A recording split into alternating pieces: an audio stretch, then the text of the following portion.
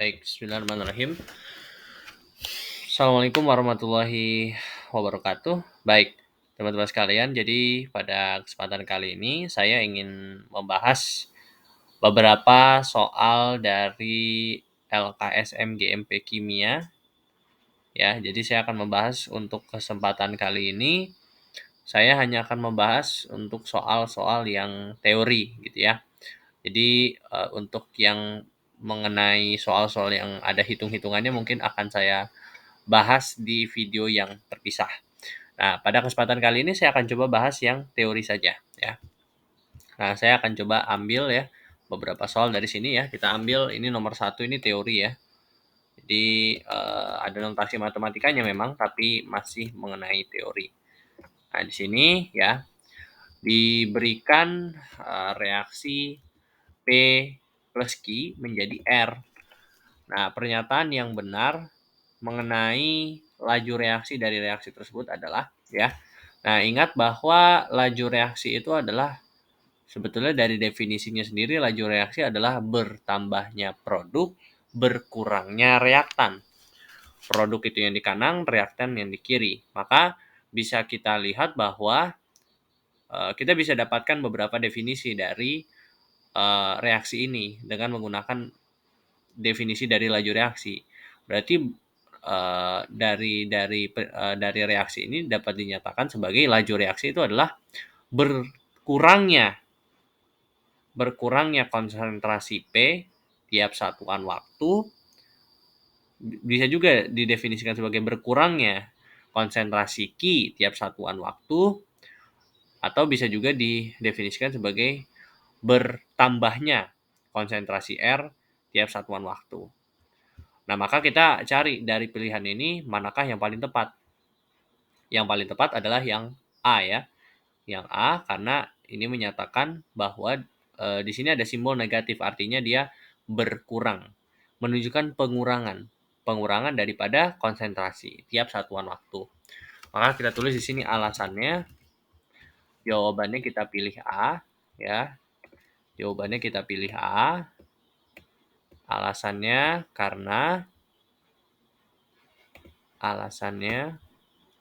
saya tulis di sini alasannya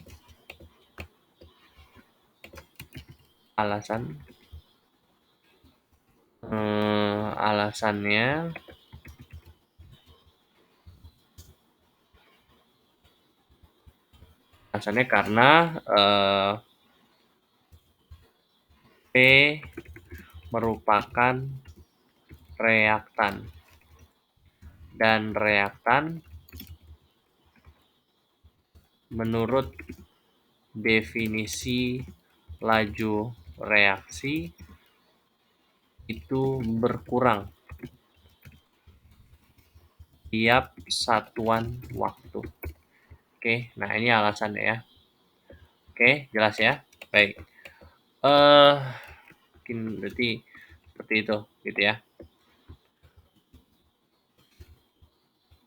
Nah, saya rasa ini sudah cukup jelas lah ya untuk definisi tentang reaktan gitu. Nah, ini mungkin saya hapus dulu ya.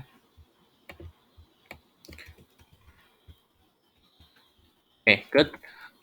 Kita lanjutkan ke nomor selanjutnya. Jadi ini jawabannya A ya, jelas. Kita cari nomor 4 ya. Ini nomor 4. Nomor 4 ini termasuk juga soal teori ya. Nah, di sini enggak foto tadi.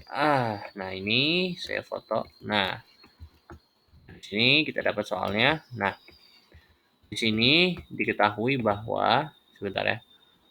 Saya resize dulu. Ini menjadi 200. Oke. Baik. Di sini perhatikan gambar berikut. Perhatikan gambar berikut. Ada tabung yang pertama, ada 2 tabung.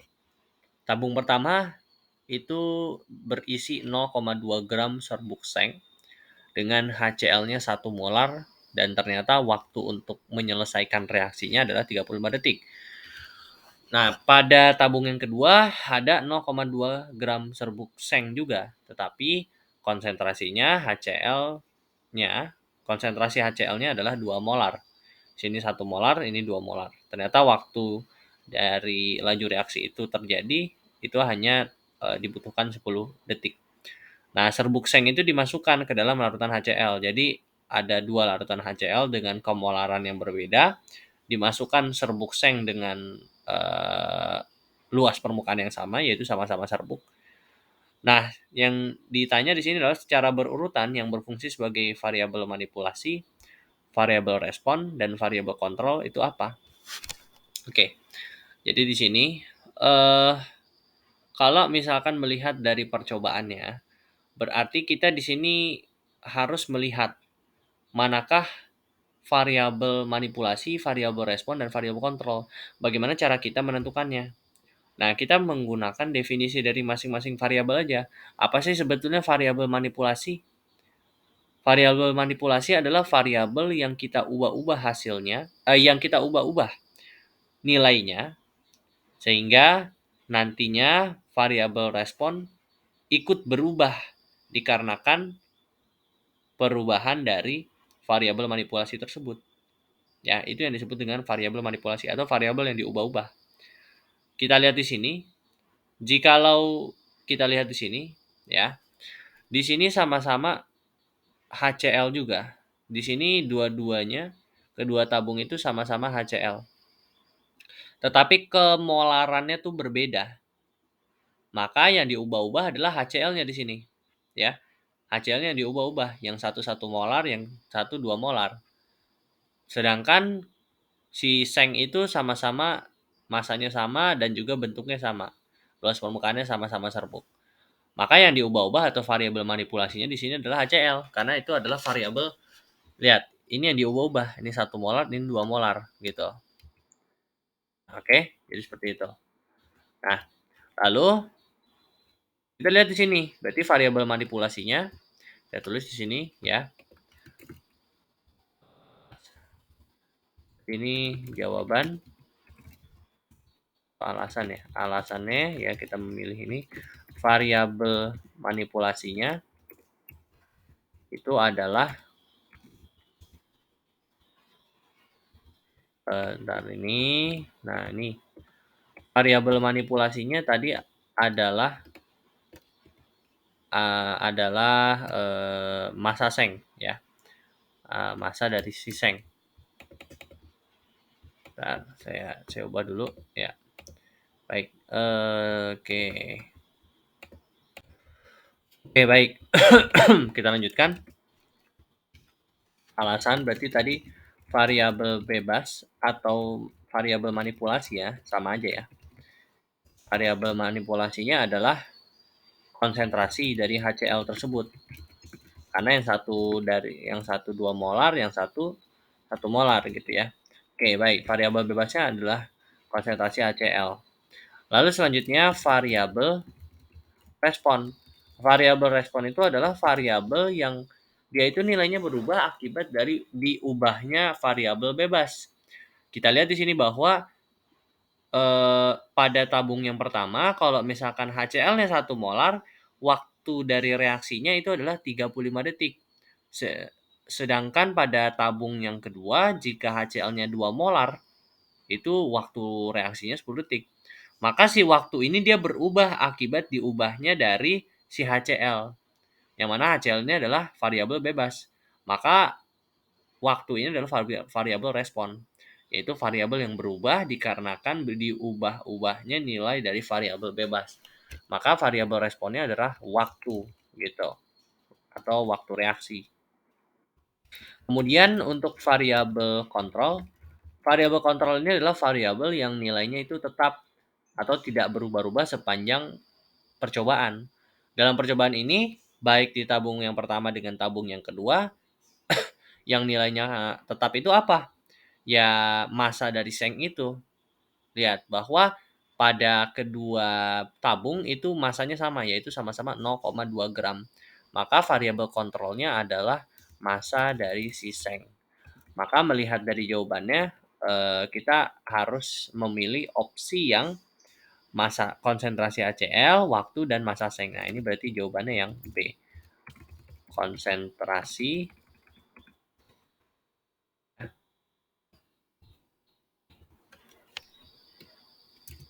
Nah, ini berarti konsentrasi, jawabannya yang B ya. Konsentrasi HCl, lalu waktu, dan massa seng. Oke, baik, jelas ya. Oke, kita lanjutkan ke nomor selanjutnya ya. Kita lanjutkan ke yang nomor 5 ya. Nah, ini masih seputar faktor pengaruh dari laju reaksi atau faktor yang mempercepat atau memperlambat laju reaksi. Baik, di sini soalnya adalah seperti berikut. Pada percobaan laju reaksi pada suhu 27 derajat itu didapat data sebagai berikut. Faktor yang mempengaruhi laju reaksi tersebut adalah, oke, kita tulis alasan. Alasannya apa nih? Ya. Nah, sekarang kita lihat yang mempengaruhi laju reaksi itu apa? Ya, maka untuk mencari faktor yang mempengaruhinya, kita harus melihat variabel apa yang diubah-ubah selama percobaan tersebut. Ternyata kita lihat apakah konsentrasi diubah-ubah selama percobaan? Tidak ya. Itu sama-sama 1 molar konsentrasinya. Kalau waktu itu adalah yang kita mau lihat, itu adalah variabel responnya ya. Waktu itu adalah variabel respon. Berarti waktu itu adalah yang mau kita lihat, hasil yang mau kita lihat dari diubahnya suatu faktor gitu atau diubahnya suatu unsur gitu ya. Nah, lalu kita lihat sengnya ini ada yang serbuk, butiran, kepingan. Nah, berarti ini diubah-ubah nih ya, diubah-ubah. Ini yang diubah-ubah, faktor yang diubah-ubah. Jadi yang sebelumnya ada serbuk, lalu butiran untuk kepingan. Nah, serbuk, butiran, kepingan itu adalah apa? Luas permukaan gitu. Maka luas permukaan adalah faktor yang mempengaruhi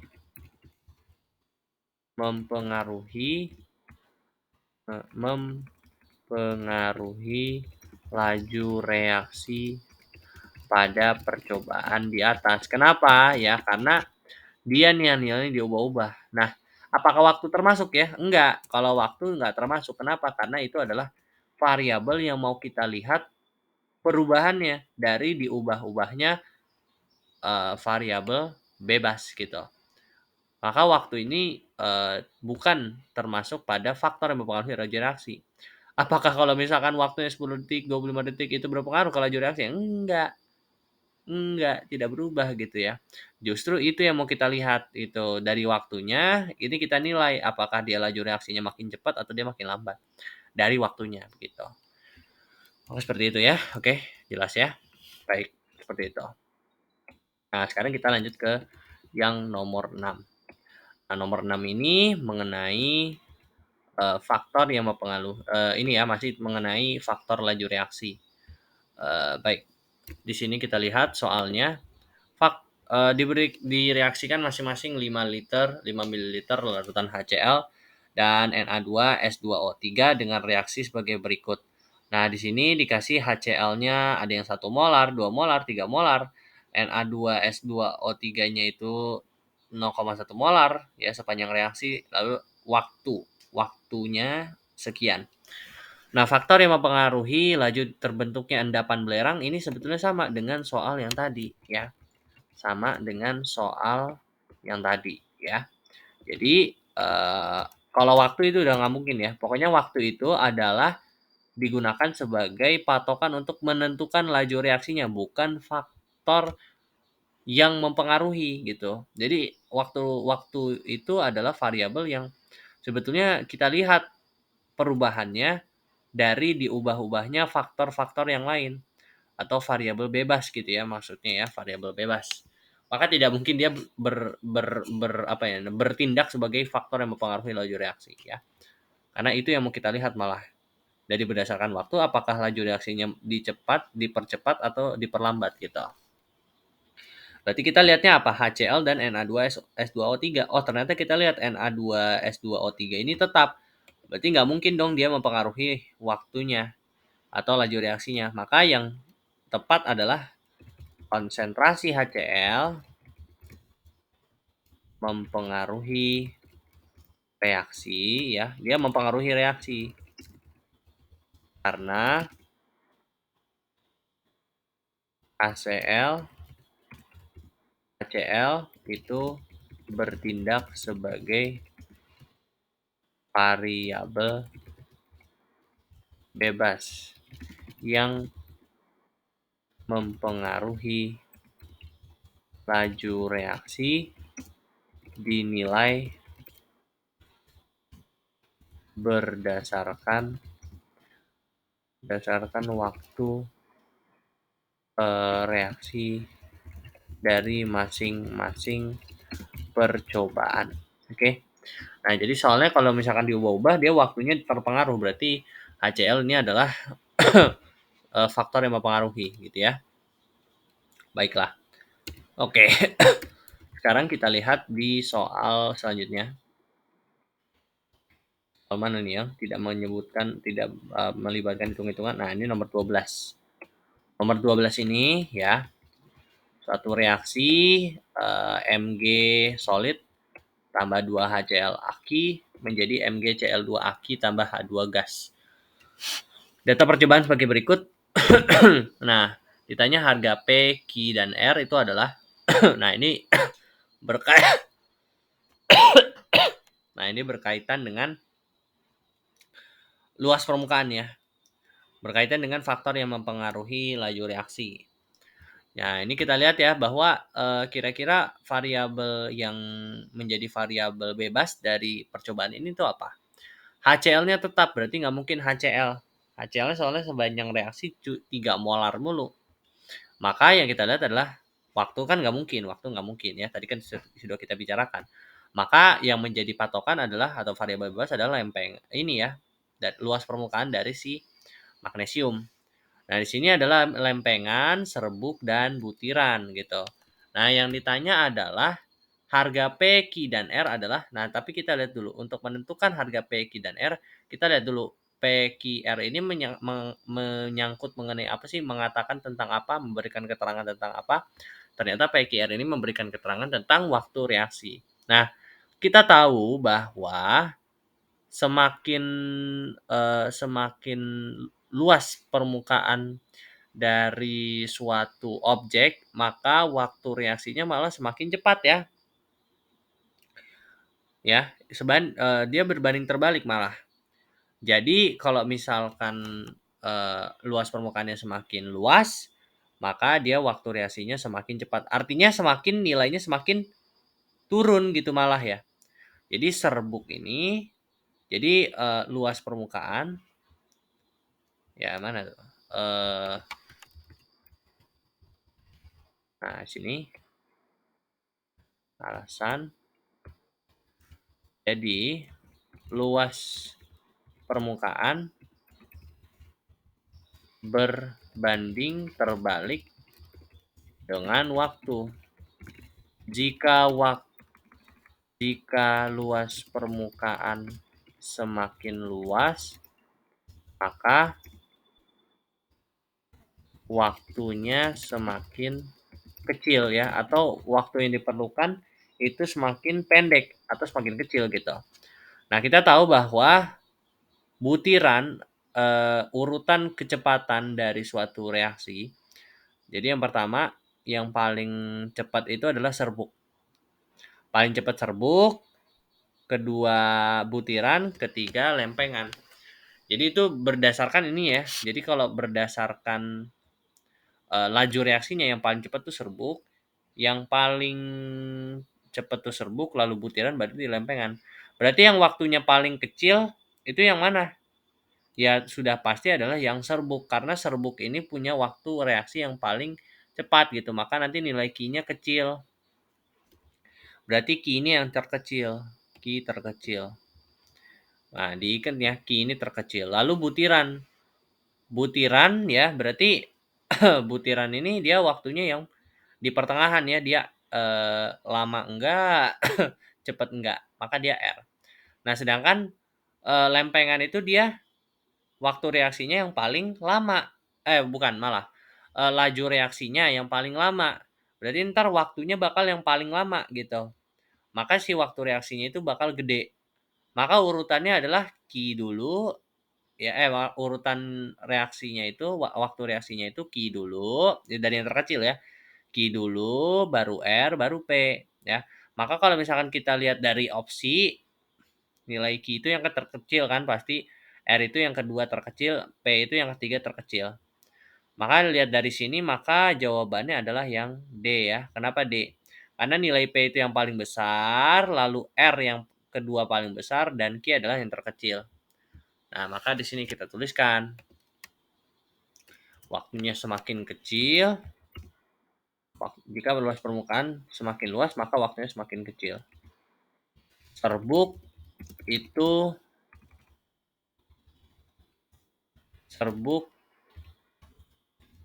punya waktu reaksi terkecil disusul oleh butiran dan lempengan. Maka yang benar adalah jawaban yang benar itu adalah P. Apa tadi? QRP ya. QRP gitu. Jawabannya yang C. Oke, seperti itu ya. Baik, seperti itu ya. Nah, jadi seperti itu. Nah, selanjutnya adalah sini kita lihat bahwa perhatikan data berikut. Pengaruh konsentrasi terhadap laju reaksi ditunjukkan oleh percobaan. Maka di sini kita mau lihat pengaruh konsentrasi terhadap laju reaksi. Maka kita harus cari dua data yang antara data tersebut suhunya konstan. Dan juga konsentrasinya itu berbeda.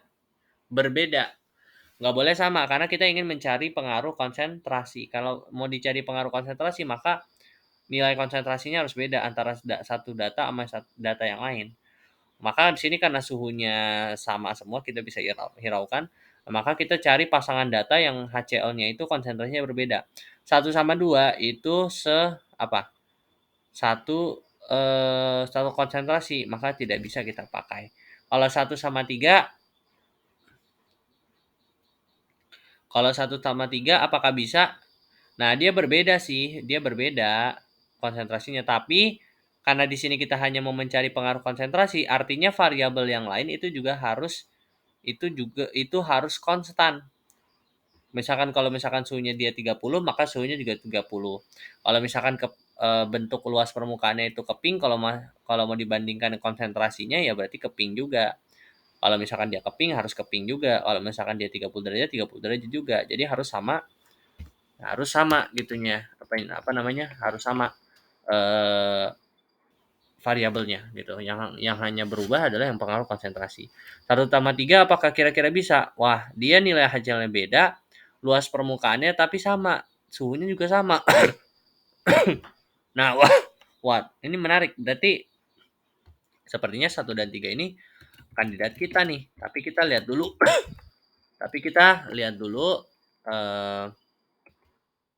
Kita lihat dulu apakah opsi yang lain itu menunjukkan hal yang sama gitu ya. Kali aja takutnya double jawabannya, makanya kita cek satu-satu ya. Nah, kalau misalkan 1:4, 1:4 dia beda HCl-nya, tapi dia satu keping, satu serbuk. Nah, nggak boleh ya, nggak boleh seperti itu. Nah, 2:3, ya yang satu serbuk, satu keping, itu pasti udah jong. 3:4 keping sama serbuk, nggak bisa. Berarti memang jawabannya adalah yang 1:3B. Nah, jadi sini ditulis alasannya adalah konsentrasi itu pengaruh konsentrasi terhadap laju reaksi. Pada data 1 dan 3 itu konsentrasi HCl-nya konsentrasi HCl-nya berbeda, namun luas permukaan dan suhunya itu konstan. Maka HCl maka pengaruh HCl terhadap laju reaksi bisa dilihat pada kedua data tersebut. Oke, seperti itu. Oke, baik. Mungkin seperti itulah, jelas ya. Sekarang yang nomor 14, pernyataan yang benar mengenai energi pengaktifan adalah ya. Jadi energi pengaktifan itu semacam energi minimum yang diperlukan oleh suatu reaksi agar bisa terjadinya reaksi atau bisa tercapai suatu reaksi kompleks teraktivasi atau si reaksi itu teraktivasi dan bisa terjadi. Tanpa energi pengaktifan atau energi aktivasi ini dipenuhi, maka tidak bisa terjadi reaksi. Katakanlah reaksi HCl plus NaOH itu perlu energi aktivasi sebanyak 2,5 kilojoule, maka kalau misalkan hanya tercapai 1,25 kilojoule itu ya reaksi tersebut tidak dapat terjadi karena ada energi pengaktifan yang harus dipenuhi sebelum bisa melanjutkan aktivitas gitu ya, bisa terjadinya reaksi gitu. Oke. Nah, berarti kalau misalkan dari uraian saya yang tadi ya, ternyata energi pengaktifan adalah yang C ya, energi minimum yang digunakan untuk mencapai kompleks teraktivasi. Jadi alasannya di sini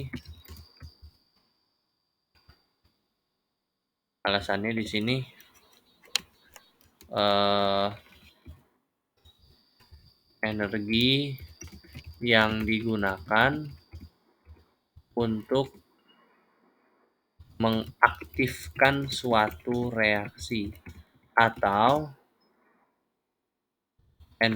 jumlah energi yang digunakan untuk mencapai tahapan kompleks teraktivasi. Oke, seperti itu. Baiklah. Nah, ini mungkin soal terakhir deh yang saya akan bahas. Oke, baik. Sini kita lihat ya di sini ya. Nah, perhatikan data percobaan berikut. Ada H2O2 diuraikan menjadi H2O plus O2. Nah, reaksinya H2O2 tambah NaK tartrat. Nah, jadi dari pengamatannya gelembung gasnya tidak terlihat. Sedangkan jika ada H2O2 tambah natrium kalium tartrat tambah CoCl2 terdapat gelembung gas. Nah, warna larutannya berubah dari merah, coklat, hijau, dan coklat merah. Nah, pernyataan yang benar tentang CoCl2 dari reaksi di atas itu apa ya? Nah, kalau misalkan kita lihat di sini ya, si reaksi ini dia sebetulnya ditambahkan dengan suatu katalis gitu. Katalisnya itu adalah CoCl2 yang mana dia berfungsi sebagai mempercepat terjadinya reaksi gitu.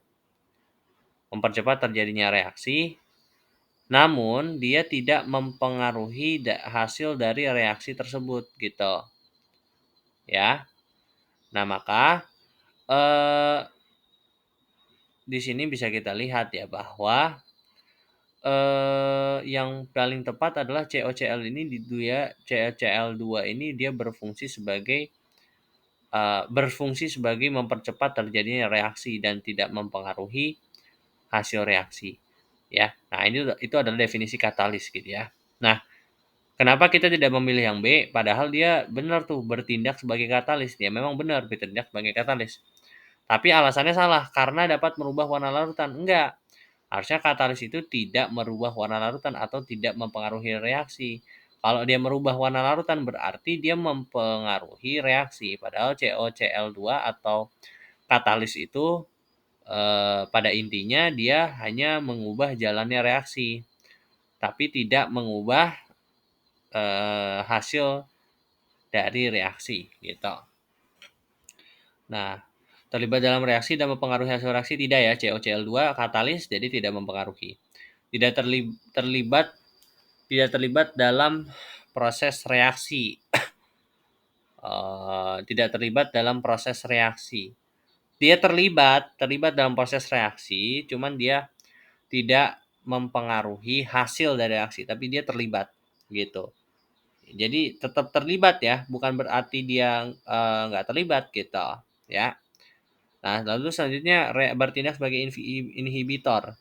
Inhibitor itu apa sih? Inhibitor itu adalah zat yang memperlambat reaksi atau bahkan mematikan reaksi. Lah ini yang sebelumnya tidak ditambahkan COCl2 yaitu gelembung gasnya tidak kelihatan menjadi kalau ditambah itu menjadi terbentuk gelembung gas. Malahan dia bertindaknya sebagai apa? Sebagai katalis yang mempercepat reaksi, yang mempercepat terbentuknya gelembung dan lain-lainnya. Bukan memperlambat gitu. Kalau memperlambat malahan gelembung gasnya makin nggak kelihatan dong. Maka dia bukan pilihan yang tepat. Maka jawaban yang paling benar adalah yang A. Jadi dia berfungsi mempercepat katalis reaksi, terjadinya reaksi dan tidak mempengaruhi hasil reaksi. Baik, mungkin sekian saja soal yang bisa saya sampaikan pada kesempatan kali ini. Terima kasih. Assalamualaikum warahmatullahi wabarakatuh.